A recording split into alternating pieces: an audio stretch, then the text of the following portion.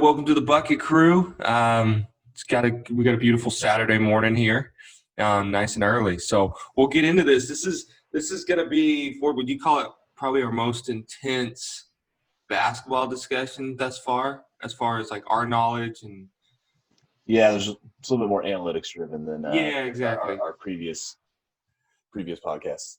Yeah. So do you want to kind of get into it, like what we're going to tell them about? You're better with words in that regard. Well, yeah, true wordsmith over here. So last week we were kind of talking about some guys and whether they belonged in the Hall of Fame or not, and it kind of kickstarted our thought process of like how much the game has changed, and some of these guys, like if they'd come into the league a few years earlier, they would have been the stud guy on their team for all 12, 15 years, whatever they're going to play. And then like the two most interesting players to us were Derrick Rose and Dwight Howard, and how just seemingly kind of fell off a cliff. And I think Derrick Rose has made somewhat of a resurgence, but nothing of MVP caliber, right? Right. And obviously he had the injuries too, but I think all in all, like his shooting is prohibiting him from being, the guy.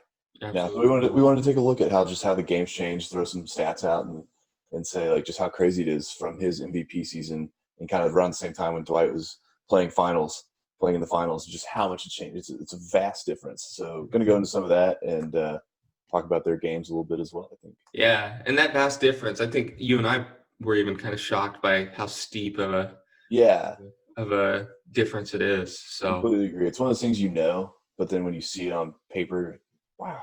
Yeah, exactly. So, and before we really fully get into all of it, I just want to say I was watching Get Up the other day, and they had Jay Williams on, and he's like a good-looking dude, and he had the computer on with like the Zoom call, and he had like this badass stuff on the wall behind him, and I just really feel like I'm slacking here, and so I got like a feather thingy coming out of a mirror. I've got a dead bird, but I don't know. I'm gonna work on my behind swag. Jay Williams made me feel really bad about my effort. Well, that's the thing is I'm like I have some stuff, but it's on this side of the wall, and I'm like, man, how do I I even thought about this. Can I like set up a table back here where I like just throw it up there? Yeah, because I've got like cool stuff. I've got like a signed Cowboys ball and some other stuff, a little Jordan Spieth bobblehead over here, and I feel like people would like to know my swag, but they get the dead birds. So. Well, yeah, man. Let's get into it. So, let's start obviously let's start with Dwight Howard, just because he was mid 2000s. I mean, I don't think anybody would argue most dominant big man in the league. Shaq was on the tail end of his career. Dwight Howard was supposed to be the next great center, right? And a little random side note, that guy, for being a center, was incredibly durable for his first 10 years of his career. Yeah. I think especially at his size. Exactly. He's a big guy. So yeah, he's he comes in. And I think too, if we think just really quickly about the kind of the weight that was a little bit on his shoulders. I mean, he's the number one pick, and he's coming into Orlando. Shaq is coming off winning another championship with the Heat, and not too far away from Orlando. Obviously, he was in Orlando, and there's a ton of comparisons. And Dwight carried some of this. He came up with Superman, I guess. Yeah, absolutely. In reality, there's a lot of weight on his shoulders to perform and be the stud center that Orlando had been looking for since Shaq left. Yeah. No, absolutely. That's a valid point with it being Orlando specifically. Yeah. So, but and you're right. He did start some of that, but at the same time, don't we love that as fans? Yeah. No, I mean he's an entertainer at the end of the day. Yeah, and that's another thing. He was one of the more likable players in the first half of his career, and I think people forget about that too. Completely. Great smile, good-looking guy. Just obviously like a Greek god body. I mean, he's just really a special guy for this. Yeah, absolutely. And it was a lot longer than we think too. I mean, if you really think about it, we're talking about 8 or 9 seasons of Dwight Howard being, a super important player. Dominant. Yeah, absolutely. I mean, and very seldomly do you get these big guys at their size that are so athletic and also so durable. I mean, I didn't realize how. I mean, he didn't miss more than 10 games in a season until his 10th season, Wow. and that's wild to me. But well, so I said let's jump into the players. Let's talk about when the game really started. We started to see that change, and where it kind of started leaving guys like him and Derrick Rose and even Blake Griffin behind. And I personally see it starting in the beginning of this last decade, unless you disagree. Kind of that 2010, 2011 era No, I is agree. where we started to see more threes go up. A little it wasn't positionless basketball yet, but it was getting there.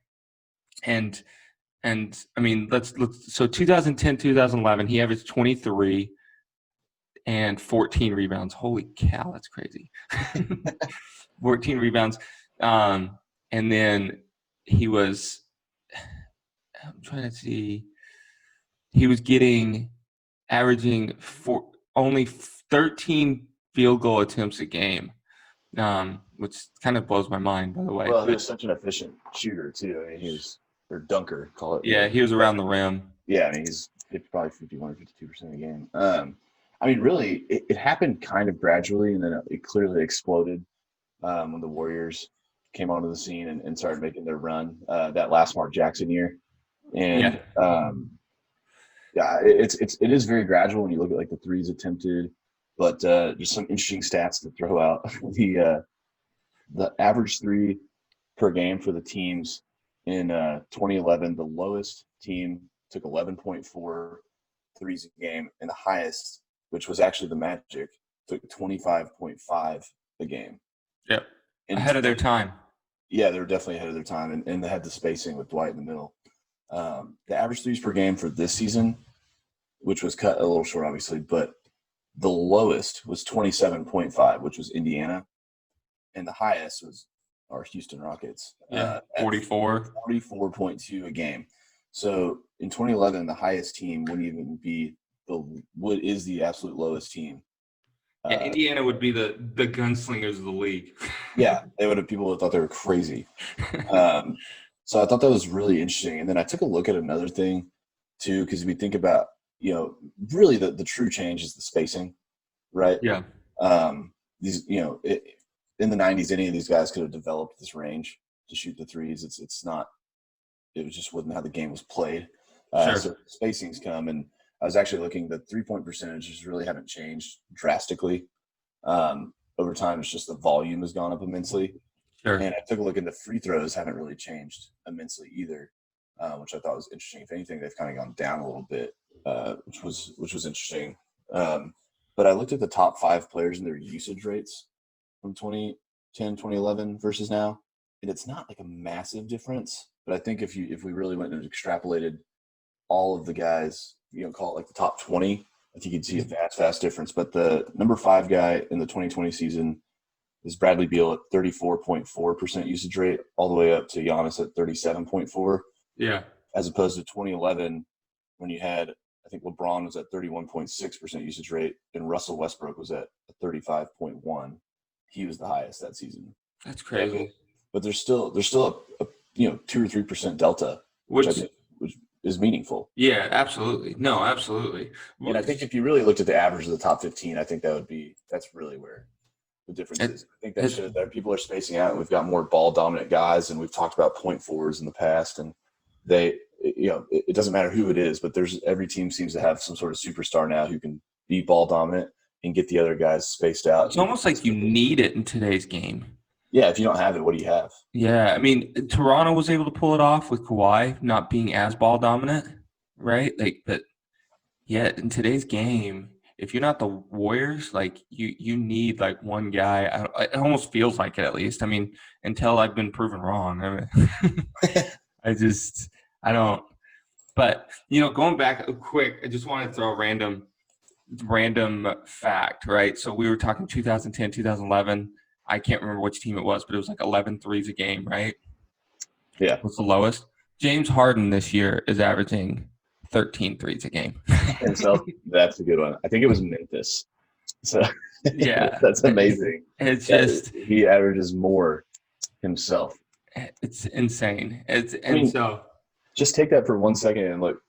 They're averaging 44 as a team this season. That's 4 times the amount. Crazy. The lowest team in 2010. Crazy. And Houston's always kind of, because when I was looking at this, Houston's always been the last 7-8 years, they were always top of the bunch on 3-point attempts. Obviously, huge reason due to James Harden. Yeah. I mean, even in the 15-16 season, he averaged 8 threes a game, which was crazy. So, I mean, he's gonna get him up there. He's gonna let him fly. So that's just his style. So the thing is, Kawhi's usage rate last year was 30.3%. So okay, a little bit lower, but still up there. And you're thinking about a third of the possessions essentially. Yeah. He's got the ball in his hands a third of the time. Yeah. So, did you look at the total threes taken in the season? I did not. No, I didn't see. I just saw the team's averages and stuff like that. So, the total threes last season, first of all, I made the mistake of using this season when I was first doing my math, and it was still a gargantuan number increase from threes taken in 2019, 2020 to 2010, 2011. I was like, wow. And then I was like, oh, wait, they only played 2/3 of the season. So I went back and looked at 2018, 2019. 78,742 three-pointers were attempted in last season. Compare that to 2010, 2011, which is 44,313, which is a 78% increase. The game might have changed. 78% increase. That is, I wish if someone's watching this on YouTube, we just like clip art, like blast it out, like 78%. Yeah. Do the old word art. Yeah, right. Yeah, 78%. So that is just insanity. Yeah, that's crazy. And we get a lot of these old-fashioned traditionalists, which I think in some ways you and I both are. But man, I don't know how people hate on it. It's so much more fun to watch. Yeah, and you're talking about so many more possessions. I remember being a kid and like the Mavericks and the Kings were some of the top scoring teams early 2000s, and they would like score 102, 103 a game. Yeah. Right? Yeah. And now if you're not scoring 120, you're not an efficient team. Right. And I think I wish I could find the exact stat, but the 7 seconds and less Suns, like D'Antoni's team, Ashton Stoudemire, I think it was like 2 seasons ago I heard this stat that they would have been the second slowest offense in tempo and pace in call it 13 years later. Crazy. Another random side note. I say side notes a lot, but D'Antoni was like the head of his time. Speed. It's kind of ironic that they're like the slowest team in the league now. I know. Yeah, he's changed his. And props to him. I mean, he's adapted to his best player and arguably the best isolation player of all time. Yeah. I don't think there's even an argument. Yeah, like there's facts. I guess there's more of an argument on one-on-one, but yeah, I mean, James Harden is unreal. So he's adapted to him, and give Houston credit. I'm not a huge fan of Daryl Morey, just because he annoys me sometimes, but he's built around Harden very well. Like, you can say what you want about Houston. You can say they're not a playoff contender. They can't do 7 games. We'll see, whatever. I mean, we all know a couple of years ago they're really a hamstring away from probably getting to the finals. But he's built around James Harden very well. He really has. So just random. So, yeah, I mean, with everything you said, obviously Dwight Howard, who can't shoot, never even been able to shoot free throws. I think it's obvious that the game was not going to favor him the way it's going. So, but, let's take a quick second. Give Dwight Howard some credit. We talked about Derrick Rose kind of revamping his career. Dwight Howard, though he's not a stat stuffer or anything like that, he's not some great guy anymore. He's backing up JaVale McGee and embracing that role, which I got to give credit to him. Never saw that coming. No. I mean, I guess it took a couple of years of being washed out, which sucks for him. But yeah, he's, I've been really impressed with his attitude this season. Absolutely. So, And how do Well, you let's. like kind of what's he doing this season? Let's kind of dive into So that. I mean, from and I want to put it out there that I'm not the huge Lakers fan and watch 30 games of the Lakers every year, but I've seen a handful of games, and from what I see, I mean, he's really just kind of almost that energy guy off the bench, off the bus. We'll go off the bus. Yeah. But he's filling those. He's doing the stuff that's not always in the stat sheet. Like remember the Mavs, Eddie Nahara. It's Oh, yeah. almost kind of like playing that role a little bit. But he's still got a good pick and roll game with LeBron. I mean, you got arguably the best point guard for the pick and roll right now. I mean, Yeah. you can make an argument that Chris Paul still might be better, but I don't. but trying to appease everyone, right? So he catches lobs and stuff like that. I mean, he's still a super athletic guy. Yeah. Maybe underrated. I mean, I think he's 34, and he Yeah. still jumps out of the gym. Yeah, So he's still a specimen. yeah, so I mean, not a rim runner by any means, but he's good for the pick and roll, and then he's going to go get boards. He's going to do what Dwight does defensively. He's still a really powerful player on the defensive side of the basketball, even though the game's changed a little bit again too. So he plays pretty well. You have to be careful with him.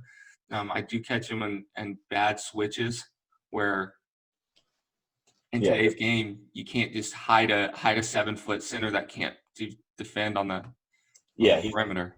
He's not gonna come out and guard Steph Curry on the perimeter. Absolutely. Like when he gets stuck in those bad switches, he's toast. He's toast. And that's another thing about how this game for these big guys has changed. Like you have to be able to switch positionless almost to really be. That's what makes Draymond so lethal. I mean, Draymond can guard every position. Right. Like, or at least do enough to slide him into his help defense. Totally. And I think we were probably remiss a little bit in not mentioning that more in the front end of this, but I want to hear you kind of chat a little bit more about that. Because let's go 10 years ago. You had 2 7-footers typically on the game. I mean, you had like whether it was an Eric Dampier or you had a slow-footed big man. And so you could hide him on the defensive. You could just keep him down low. Now the game is so spread out that's what makes. And let's give credit to Joel Embiid. Joel Embiid's pretty good at moving his feet. So that's what made it like. And he's a traditional center from almost 10 years ago in a lot of ways, but he can move his feet. So defensively, he does okay. He's not great against the Steph Curry. Right. But he's going to hold his own. So you're just not able to hide these guys anymore. Yeah. So what you're saying is call it 10 seasons ago, if you're the Mavericks, you've got Chandler and Dampier and these guys who just, aren't going to be able to guard on the perimeter.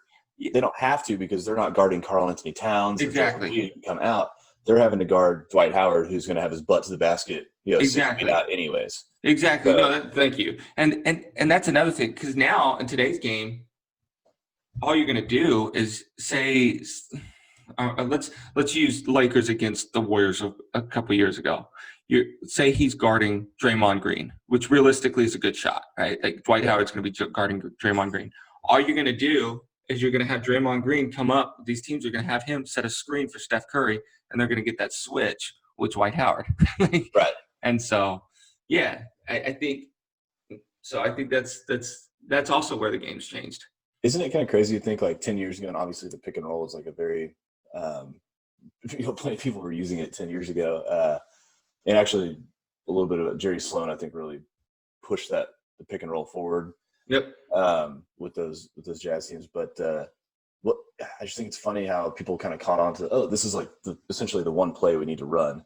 Is because you could have done that 10 years ago. Like, it doesn't matter if there's 2 slow-footed centers out there. You just get yours on offense to hit the other guard. You bring up a good point because they did it back then too, right? Like, it's just not at the same level. Yeah, I guess it's almost like one of those things where today they'll do it every play. They'll do it every trip down. Like, totally. And it was almost like an unwritten rule that it was unfair to do it 2 times in a row.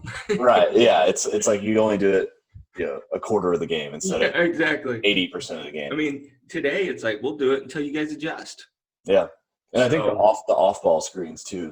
They're a lot more oh, prevalent absolutely. in setting these guys. It's like you don't even have to have it on the ball handler. You can get Absolutely. Which I someone in the think corner on it. let's give the Warriors.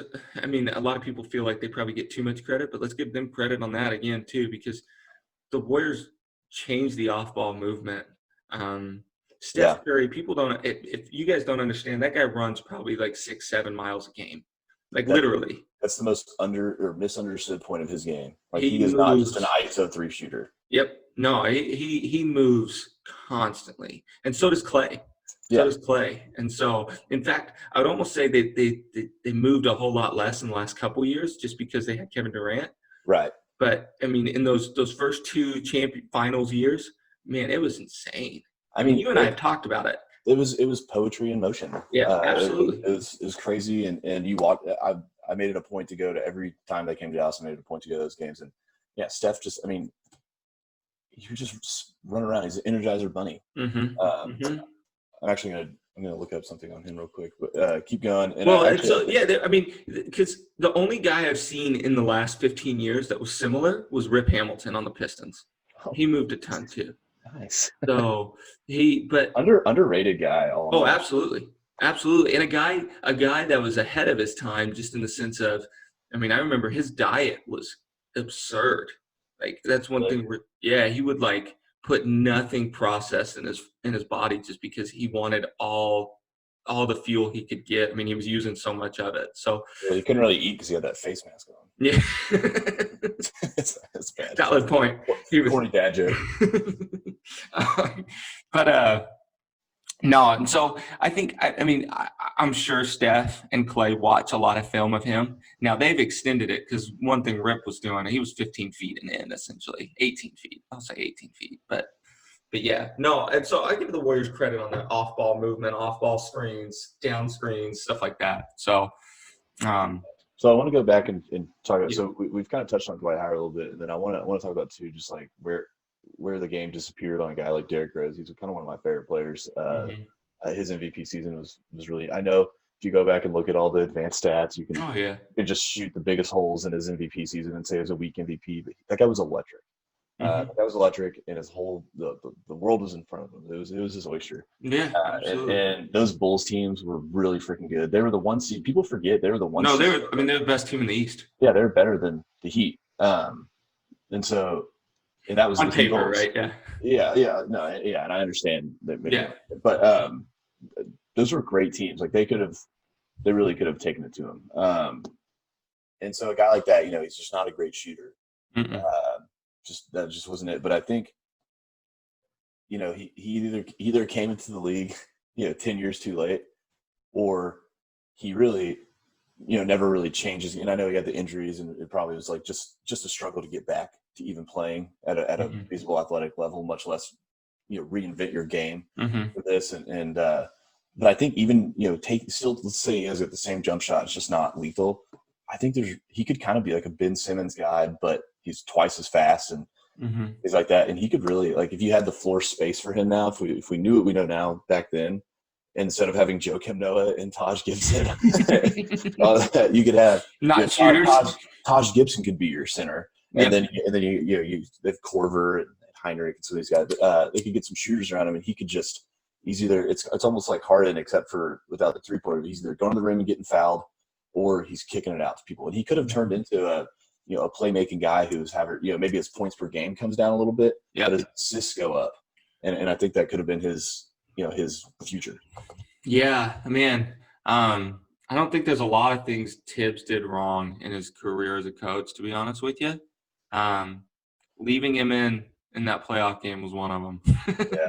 Yeah. So yeah, I'm with you. I think so. I was a huge Derrick Rose fan. He was actually my age. He was the number one recruit out of my class. Which, if you look down into the thousands, you might find my name. Who knows? But Yeah. he I think you're right. Like, I think he would have had to adjust his game, absolutely. But I think you bring up a really valid point: is the front office would have had to adjust their game just as much as he would, right? Like, because Right. if you surround him with like a Corver, I mean, we've talked about Klay Thompson. You get him I like was, a Klay I was about to say Thompson, that. right? But like, yeah, he could have excelled. Are you kidding me? The guy, pound for pound, one of the most athletic guys the league's ever seen. You Yeah, know, everyone thinks of Russell Westbrook right now. Derrick Rose was a freak athletically. he really was. I think it's kind of forgotten because his injuries were so bad. Just to talk about who's getting minutes on this team, I mean, it's insane. So Luol Deng's playing 39 minutes a game in his MVP season, and Derrick Rose's MVP season. Yeah. I don't know if anyone would have choose Derrick Luol Deng, but Just to clarify. yeah, but who, in fact, is drastically underrated, by the way, and he kind of just fell off a cliff. But so Luol Deng's playing 39 minutes. Joakim Noah's playing 33 minutes. Boozer is playing 32 minutes. Kurt Thomas, another center, is playing 22 minutes. Taj Gibson's playing 22 minutes as well as another power forward. And then you've got Ronnie Brewer playing 22 minutes, who is not a shooter. No. Let's see. No, I think the only shooter he really played with was Heinrich. Yeah, and Korver, and then Korver. So Ronnie Brewer, your shooting guard, he was a good defender. He is averaging 0.3 threes a game and hitting them at a .222 clip, which is pretty unimpressive. Sniper. Yeah, and then they've got Korver, who's only taking 3.5 threes a game, but hitting at a 41% clip. So can you imagine if you just fast forward this team? We're going to get rid of some of these big guys, and Korver's taking 6-7 threes a game. Yeah. I just thought that was really interesting. I mean, crazy. You're talking big minutes of your top 8 guys, 5 of them are centers and power forwards. See, and that's Luol Deng's a power forward now. I'm glad you pulled that up because it's when you see it on paper, it's almost like, what were the Bulls thinking, even in those times? Yeah. But it's not like I don't know that they were necessarily wrong. I mean, there's clearly. I mean, they were the number 1 team in the East, so obviously there's some valid points there. But I'm still like, get yourself some spread the offense a little bit. Yeah, because you need like a Trevor Ariza or that's a Danny Green type guy. Like get at least a DN3 guy. So you go look at who they beat in the playoffs as the Pacers, and they're starting to kind of get it because they've got Granger playing 35 minutes a game, Darren Collison playing 30. Dunleavy is playing 27. Brandon Rush, Paul George is playing, TJ Ford, but then Roy Hibbert playing 28 a game. But he's your center, and yes. So they're getting. By the way, another guy that just got washed out with the times. Totally. I'll be the first to admit I was kind of a Hibbert guy. Yeah. For a little bit, and then he went to the Lakers and yeah. Him and Andrew Bynum. I mean, there were some good centers at that time. Yeah. That just went. Well, Andrew Bynum bowled on a broken kneecap. That doesn't. Yeah, but it's just interesting to see like the Bulls were so big, heavy. I'm going to go back and watch some of those games. Like, where did Derrick Rose even have the space to get to the basket? That's what I'm thinking. I'm like, man, all I can think of is that one play. He was on the left wing and he attacked and just threw it all over. I can't remember who it was on. He just dunked it all over someone, and I'm like, he must have just had to. He was just so so this isn't what we're talking about, but you compare him against Russell Westbrook, right? Because I think those guys, pound for pound, might be the 2 most athletic, definitely point guards of all time. I would agree with pound for pound, most athletic dudes. Yeah. Yeah. So, but Russell Westbrook's north and south, and Derrick Rose had a little bit of that east to west, and that's why I liked him. I was like, oh. Yeah, he was an agile guy. He was awesome. He was awesome. And, I mean, just it sucks to have someone win an MVP at 22, and then they just, might not even be a first ballot Hall of Famer because. Yeah, I don't. Yeah, I mean, I don't think he is. Yeah, frankly. Right. There's a real case you can make. Yeah. Make the case for why he would be. Why he would be? Man, I don't know if I have strong enough one. Because he really just fell off after that. I mean, look, he still came back and averaged, I think, 17 to 20 points a game for the next couple of years until he became a role player and he dropped down to 10. And then he revamped his career last season with Minnesota. But, man, to make an argument, it'd be so dependent on that 2022 his 22-year-old season where he got that MVP. And what you just said, I mean, he was doing it with no spacing and a broken jump shot. I mean, the guy's his jumper, even today, his jumper's really flat. He like Oh shoots a yeah. laser. I mean, he only shoots like 30% from three. Yeah. He still So takes three a game. which is can we like in today's game, he's still averaging what's he averaging right now? 18? 18, yeah, Yeah. exactly. Shooting a 30% clip in today's game on broken legs.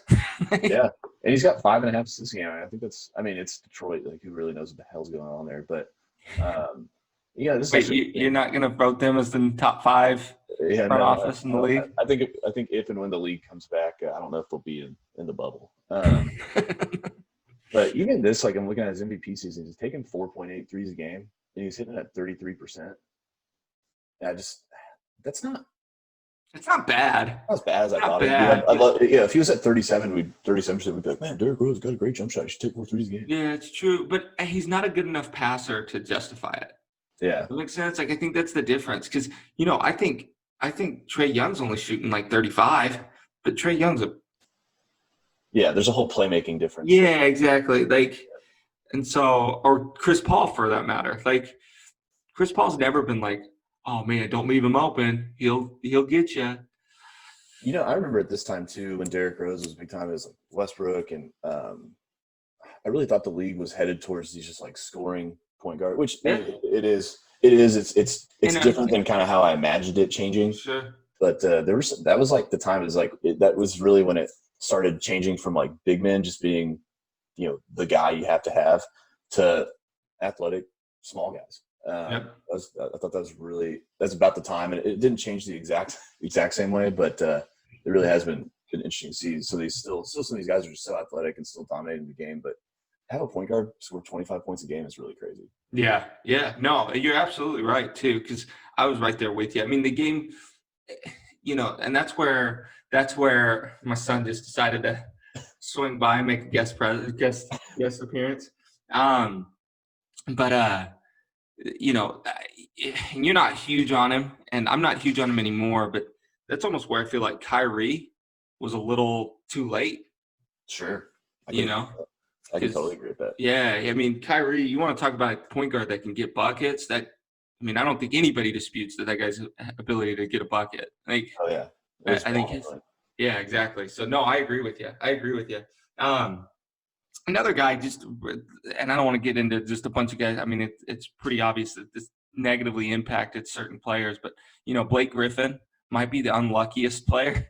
He has this Rookie of the Year campaign. He's on track to be a superstar, and then the game changes. Yeah, I mean, for real. And he's done a pretty good job of changing with it in his own way, I guess.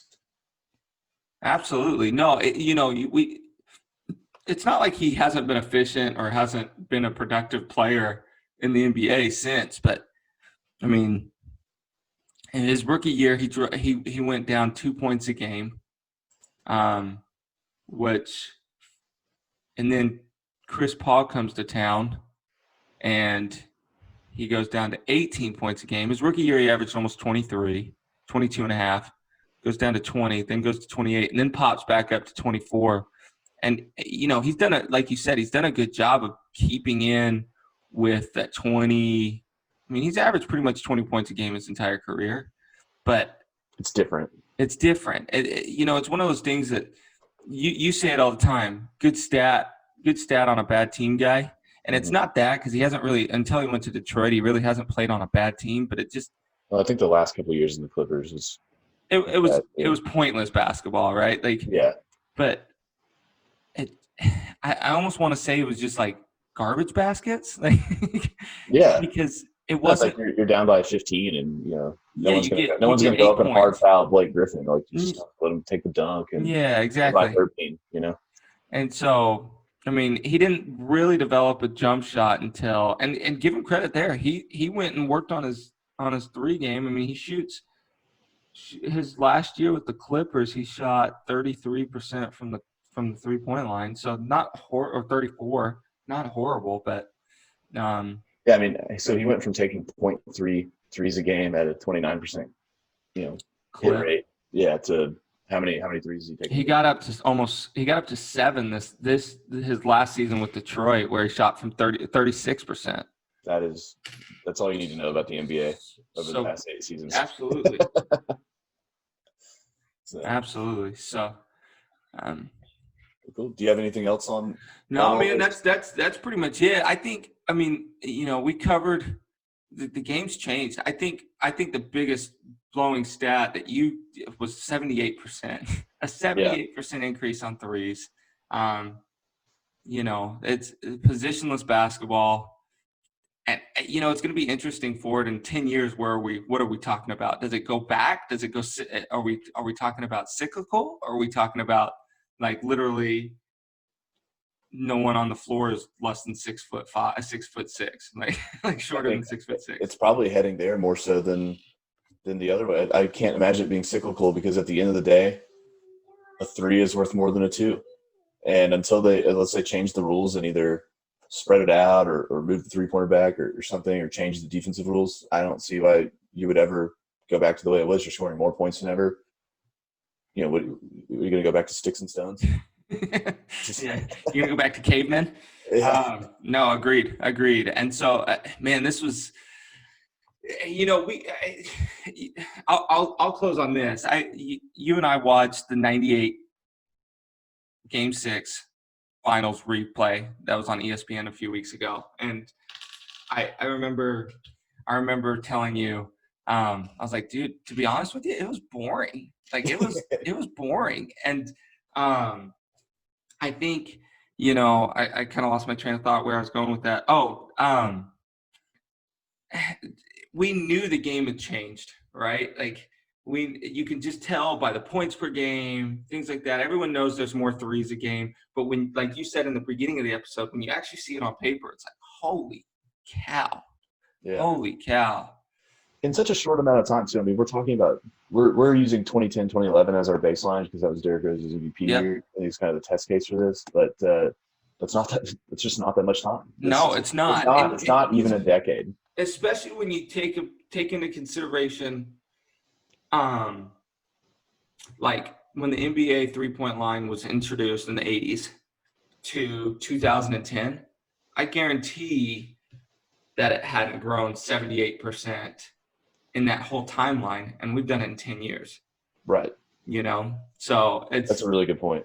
It's moving at the speed of light right now. It's just taking off, and man, as a fan, I'm just enjoying the ride.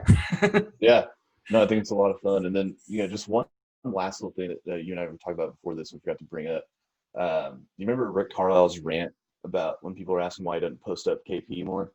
And so he's got, and so refresh my memory. It was in December. It's too long to fully read, but sure. Just think about where the league is headed to, where you have a 7'3" guy, and the coach doesn't want to post him up because he's looking at the data. And I understand, he's a different talent, but he's looking at the analytical data and saying, it's not the most efficient way to run the offense to post up Kristaps Porzingis. He needs to be on the perimeter with the spacing, and it's not about his exact numbers, it's about the team's efficiency. Sure. Team's numbers, and having him out of the paint allows a lot more things to happen. And obviously he can move in for lobs and stuff like that. But if you're looking for kind of a funny little rant, Rick Carlisle went on one in December last year after they played the Spurs. And that really shows me how the game's changed, because the 7'3" guy would always be back to the basket. Well, and 7'2", 7'3", and you're arguing why you're not going to post him up. Jim Carrey 2.0. Shout out to Rick Carlisle. But no, you know what? I do want to say this. I try not to be biased, but let's give credit to Dirk Nowitzki on playing a role in this evolved. I mean, completely. The game evolving like this. I mean, the guy was really the first 7-foot guy that could pull you outside of the lane. I mean, Larry Bird was 6'10", 6'9", 6'10", and he obviously could shoot it too, but he was more of a small forward than power forward or a center. And Dirk's played both of those his whole career. So, credit to the big German, man. I know, it's interesting to think about when he came into the league. Dirk is actually a small forward. That's crazy. People kind of forget that. I mean, he played power forward most of the time, but his first season or two, they considered him a small forward. Which makes sense because he was so lean. Yeah, he's so lean in his shooting. And now you think about he's a center on any team if he comes into the league now. Oh yeah. And they're not even thinking about putting him at the 4. No. The 4 is Kevin Durant. Like Yeah. it's a guy that can handle the basketball like a point guard essentially. Yeah. Crazy. So no, this was good, man. And well, this was the most analytical episode. We hope you guys enjoyed it. And we'll get in the next one, which we don't know quite yet what we're gonna do yet, but we'll figure it out. And we'll make sure it's always entertaining. I will say the Bucket Crew is starting to legitimize, and we're realizing that we love doing this a lot. So we're starting to get some Google Docs going with multiple ideas. So yes, sure. And a little bit of a game plan. A little bit of a game plan. We're gonna start planning out our episodes. Yeah. So obviously we don't have one planned out today, but next week expect a much exactly. more solid plan. Yeah. Ford just got a mic. That's how legit it's got. I know. It comes in on Wednesday. Are you excited? Yeah, lit. So, well, good. Well, we appreciate it, guys. We'll catch you guys next time and look forward to it. Thanks for listening. All right, thanks. How do I end this? Oh, there we go.